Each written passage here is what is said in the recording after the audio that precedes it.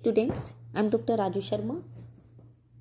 आज हम अध्ययन करेंगे नदी के निक्षेपण कार्य द्वारा निर्मित भू आकृतियों का। नदी के निक्षेपण कार्य द्वारा निर्मित भू आकृतियों में डेल्टा सबसे प्रमुख भू आकृति है। यह नदी की अंतिम अवस्था का प्रतीक है।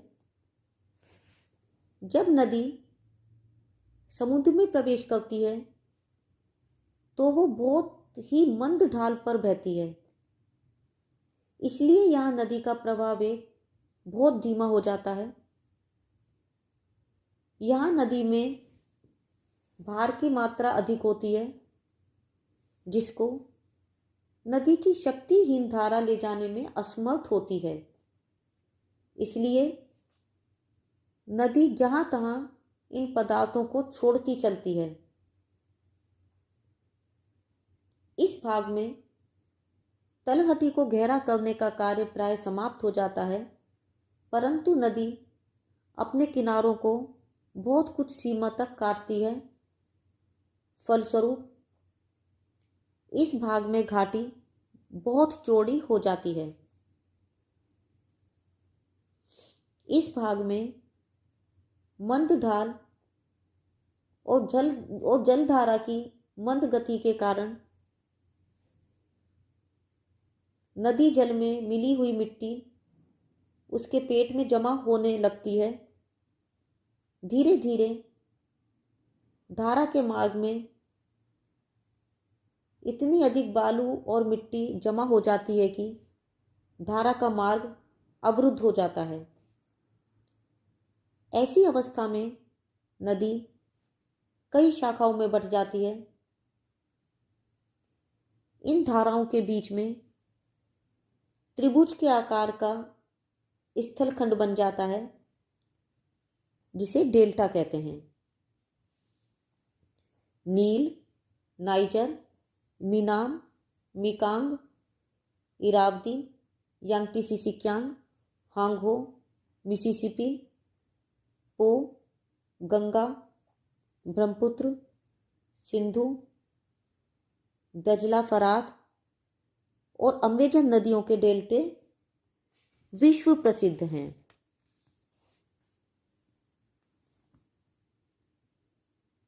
डेल्टा के निर्माण के लिए कई आवश्यक दशाएं होनी चाहिए, जैसे नदी की जल प्रवाह जो धारा है वो काफ़ी लंबाई में होनी चाहिए, जिसमें अनेक सहायक नदियां आकर मिल सकें।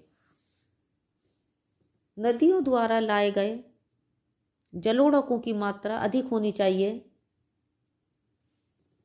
जिससे विस्तृत डेल्टे का निर्माण हो सके। नदी अंत में एक समतल मैदान में होकर बहती होनी चाहिए, जिससे उसका प्रवाह धीमा हो सके और नदी की अवसाद समुद्र में न जा सके। नदी का मुहाना समुद्री लहरों, धाराओं और ज्वार भाटे के प्रभाव से मुक्त होना चाहिए, जिससे मुहाने पर जलोढ़ अधिक मात्रा में जमा हो सके।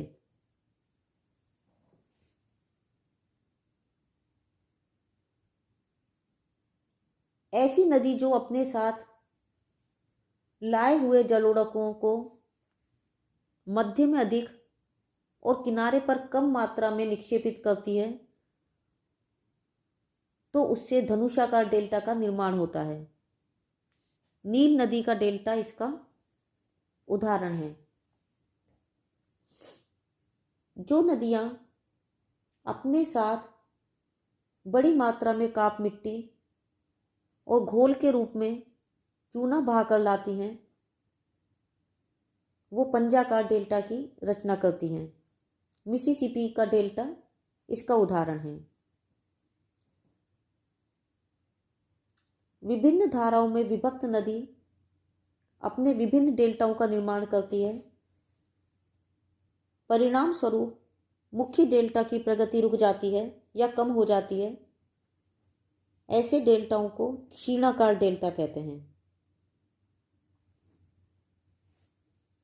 समुद्र में नदी द्वारा लाया हुआ जलोढ़क का अधिकांश भाग कभी कभी धाराओं और ज्वार भाटा के प्रभाव से बह जाता है। ऐसा होने पर डेल्टा भग्न हो जाता है। इसे भग्नाकार डेल्टा कहते हैं। जिन नदियों के मुहाने नीचे धंस गए हैं वो अपना जलोढ़क एक लंबी संकरी धारा द्वारा ही जमा करती हैं। ज्वार भाटा इन पदार्थों को बहा ले जाता है और डेल्टा बनने से रोकता है। अतः इस प्रकार की नदियों के मुहाने को एस्चुरी कहा जाता है। नदी के निक्षेपण द्वारा बनी भूआकृतियों में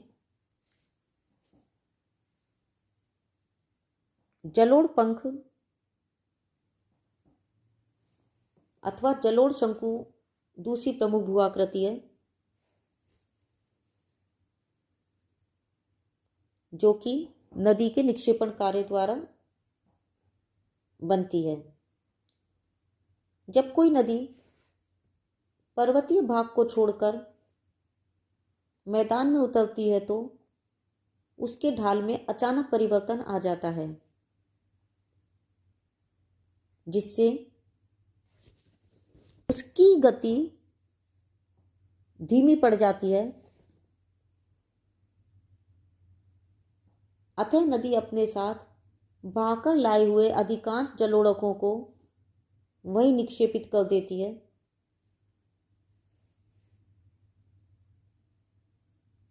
नदी तल में जलोढ़कों के इस प्रकार के निक्षेपण से उसका प्रवाह अवरुद्ध हो जाता है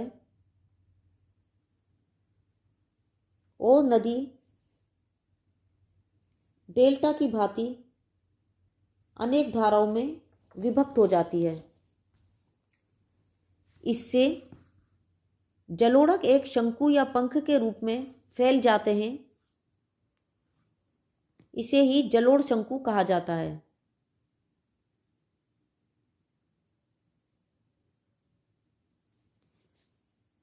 भारत में हिमालय और दक्षिणी अमेरिका में एंडीज पर्वत के गिरिपदीय क्षेत्र में जलोढ़क देखने को मिलते हैं।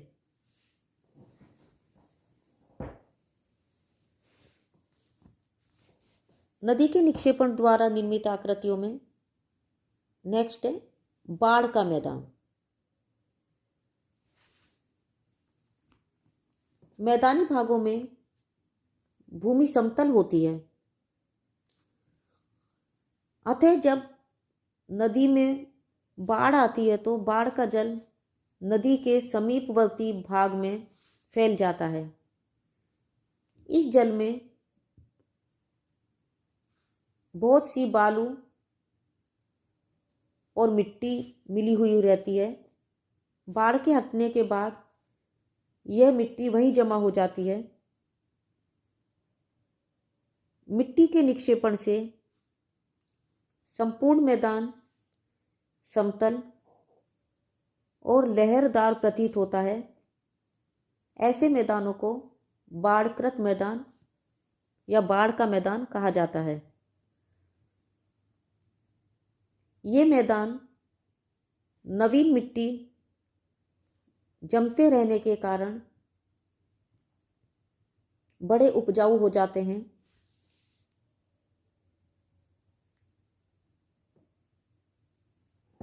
नदी के निक्षेपण कार्य द्वारा तटबांध का भी निर्माण होता है। बाढ़ के समय जल का आयतन इतना बढ़ जाता है कि वो धारा के दोनों ओर तट के ऊपर चढ़कर संपूर्ण घाटी तल में फैल जाता है। बाढ़ के जल की रुकावट सबसे पहले नदी के तटों के कारण होती है। अतः नदी अपना अधिकांश जलोढ़क पदार्थ तटों के ऊपर ही जमा कर देती है। बाढ़ के समय तटों पर इस प्रकार के निक्षेपण से नीचे बांध से बन जाते हैं। नदी तटों पर बने इन बांधों को ही तटबांध कहते हैं। गंगा, ह्वांगो, मिसिसिपी और पो जैसी नदियों की घाटियों में कई स्थानों पर ऐसी आकृति देखने को मिलती है। तो बच्चों, आज हमने नदी के निक्षेपण द्वारा निर्मित कुछ भू आकृतियों का अध्ययन किया।